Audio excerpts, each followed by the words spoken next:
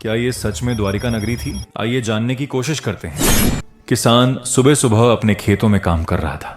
पूरा दिन खप जाने के बाद उसने सोचा, चल आज समुंदर में नहाकर थोड़ा मन हल्का कर लूं। वो सीधा किनारे पहुंचा, कपड़े उतार कर पानी में उतरा और जैसे ही उसने एक गहरी डुबकी लगाई, अचानक उसका दिल जोर से धड़कने लगा। नीचे अंधेरा था, लेकिन फिर उसे कुछ आकृतियां दिखीं।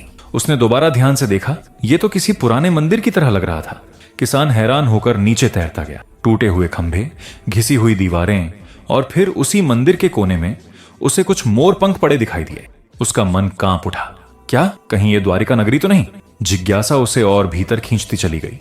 वो मंदिर के गर्भगृह जैसा एक हिस्सा पहुंचा जहां एक मूर्ति पर कपड़ा पड़ा था। उसने धीरे से कपड़ा हटाया और एक पल के लिए उसकी सांस रुक गई। सामने भगवान श्री कृष्ण की दिव्य मूर्ति थी, मानो अभी भी मुस्कुरा रही हो। अब उसे पूरा यकीन हो गया था, ये स्थान साधारण नहीं, यही द्वारिका है। वो थोड़ा और आगे बढ़ा और फिर जो उसने देखा, उसे देखकर उसका अस्तित्व ही जैसे ठहर गया। मंदिर के भीतर एक गहरा प्रकाश फैल रहा था और उसी रोशनी में पूरी सृष्टि के स्वामी स्वयं भगवान श्री कृष्ण ऐसा प्रतीत हो रहे थे मानो ध्यान में विश्राम कर रहे हों।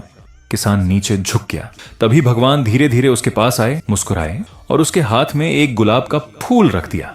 कुछ समझ आए, उससे पहले ही पूरा दृश्य धीरे धीरे गायब होने लगा और किसान खुद को समुद्र की सतह पर पाता है। रात को वो घर लौटा, थका हुआ लेकिन दिल में वो दिव्य अनुभव लेकर। उसने गुलाब का फूल अपने पास रखा और गहरी नींद में सो गया। सुबह जब उसकी आंख खुली तो उसने देखा वो साधारण गुलाब हीरे और जवाहरात में बदल चुका था। किसान की आंखें फट गईं। वह खुशी से झूम उठा। वो तुरंत आंगन में भागा और वहां जो नजारा था, मानो आसमान से पैसों की बारिश हो रही हो। पूरा घर, पूरा आंगन भगवान की कृपा से चमक रहा था। किसान जमीन पर बैठ गया, हाथ जोड़ दिए। हे नाथ, आपका लाख लाख धन्यवाद। खुशी के आंसू उसके गालों पर बहते चले गए। अगर आप भी भगवान श्री कृष्ण के सच्चे भक्त हैं तो लाइक और सब्सक्राइब करके ही जाइएगा।